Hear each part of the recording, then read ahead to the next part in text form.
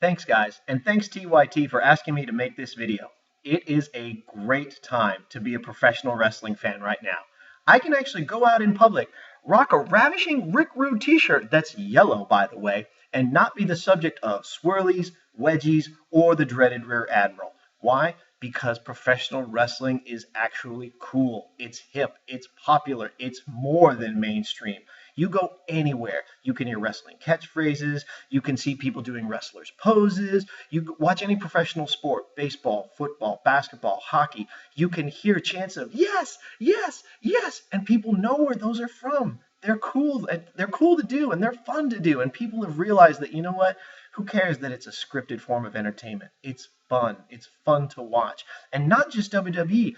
Other promotions are putting out great products. People like Ring of Honor, Lucha Underground, these kinds of shows are putting out some amazing talent. And I highly recommend you checking them out if you haven't already. Or, as another example, you get something like TNA, which is a sinking ship due to mismanagement, mistrust, and a lot of other misses.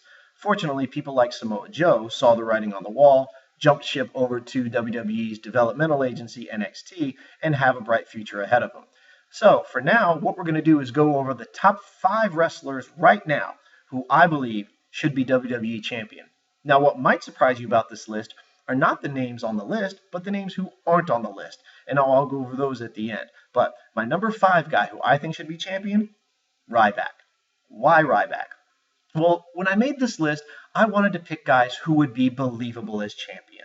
Ryback is a more than believable champion. He's a big dude. He's an athletic dude. He's actually gotten way better on the mic than he was when he first came up from NXT. And the only thing that may have worked against him, but it didn't, was his shift from being a bully to an anti-bully. You can tell when a wrestler's new gimmick isn't going over because the crowd keeps chanting the old catchphrases or the old sayings of the previous character.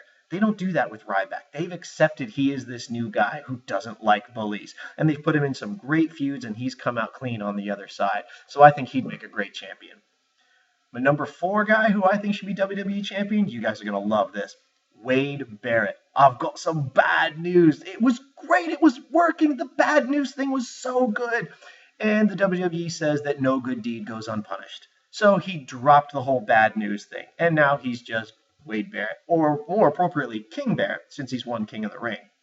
I don't understand why they dropped it. It was working. It was over. Fans loved it. Maybe they just wanted him to go full heel, and so they dropped it, and he's in his current incantation. But you know what? That's fine.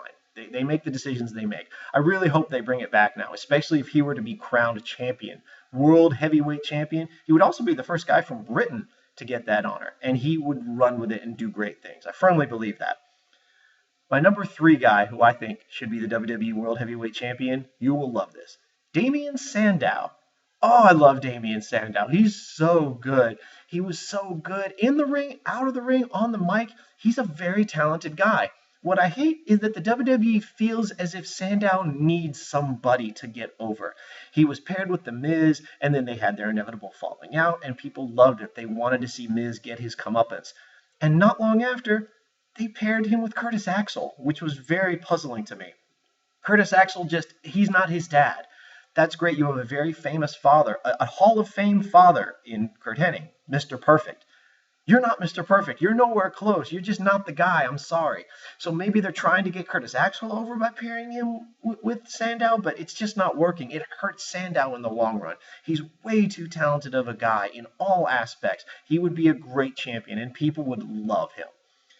My number 2 guy, this might take you a little bit by surprise, Kevin Owens. Kevin Owens, who has a big match against John Cena at the Elimination Chamber, which may or may not have already occurred by the time this video posts. The WWE has enough confidence in Kevin Owens to call him up from NXT and almost instantly put him into a pay-per-view match against their biggest draw, John Cena, who is the biggest star in WWE, hands down. He's their biggest financial star and just their biggest star, period. So this is more than a huge push. What I'm afraid of is that they're going to squander it. Kevin Owens is 30 years old. That's a lifetime for wrestlers. And he's also got a bad knee, which has had multiple surgeries over the years. Right now, He's in his prime. He is at the apex of his career. He is insanely popular in NXT, where he's the NXT champion. He's been introduced to the Raw crowd, so he's been introduced to the big leagues of professional wrestling as far as WWE is concerned. People know him. He's got the recognition. This is the time to make him champion if you want. And it would surprise everybody. It would also show a lot of confidence in your brand of NXT. This was Triple H's brainchild, was to create this new thing that, let's face it, it was designed to put smaller promotions like Ring of Honor and TNA out of business. It just was. It is what it is. But it's working, and it produces a lot of great talent and some great shows. So you really want to put it over? Make your NXT champion the WWE World Heavyweight Champion. It would be great. And my number one guy, who I think right now should be the World Heavyweight Champion of the WWE, Rusev. Okay, hold on. Why Rusev? Rusev got a Raw deal from WWE recently. They put him in an untenable situation. He was an undefeated Russian who didn't really speak very good English. He was sidelined with the beautiful Lana, who was also a Florida State alum. That's totally cool. And so, where did he go from there? His undefeated streak was not going to last. They never last. The Undertaker's a perfect example. So he was going to lose eventually. What happens then? The WWE didn't really think too far ahead on what to do with him post the streak being broken. Broken, of course, by John Cena. So now it seems as if they're not sure what direction to take Rusev in. Rusev is a lot like Ryback. He's the guy who could legitimately wear the belt and you would believe that he is champion. You can't just throw the belt on somebody and say, here, Lucha Dragons, you're now the World Heavyweight Champion. It just doesn't make sense. But a guy like Rusev, he's brutish enough, he's heel enough to go over with the fans, even in a negative way. Imagine somebody who's so anti-American as your champion. The people would hate it, and they would tune in every week to see if he was going to lose. Now that we've gone through the 5 of the guys I think should be champion, what about the 5 guys I didn't include on this list?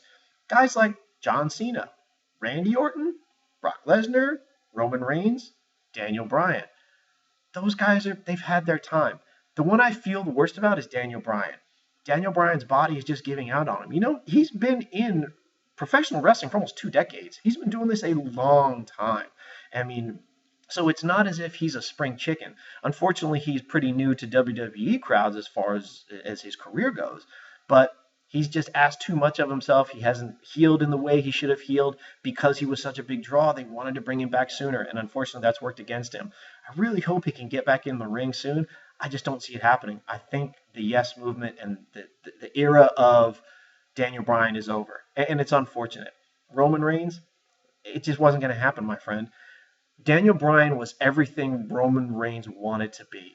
He was so over with fans. They loved him. Why did they love Daniel Bryan, but they reject Roman Reigns? Because they saw themselves in Daniel Bryan. He was a normal-looking guy. He had a beard. He had long hair. He wasn't built like a bodybuilder. He was kind of short and everything, and people loved that. Roman Reigns is pushed as the underdog, and I've had to fight for everything. Come on, man. You're a really, really ridiculously good-looking dude. You're chiseled. You're buff. Really? You're the underdog? Come on, it's just not believable. And that may sound weird for a medium like sports entertainment that we're talking about believability, but that stuff matters. The crowd has to believe in you. The crowd has to believe that you're one of them. And they got behind Daniel Bryan, and they felt as if they owned a piece of that championship because they cheered him from the beginning. It didn't feel that way for Roman Reigns. And it's unfortunate because he's a really talented wrestler. And I hope he gets his due a little bit later, but he just got to earn it for a little bit longer. Well, that's my time. I really hope you guys enjoyed this video, and you can actually follow me on Twitter at Spiritual Bacon, or I'm also a writer for Pro Wrestling Powerhouse, and you can follow them at team_PWP on Twitter as well. A lot of great wrestling articles there on everything, not just WWE, but Ring of Honor, Lucha Underground, things like that. So go ahead and give it a check if you really enjoy professional wrestling. Hope to talk to you again soon. Bye, guys.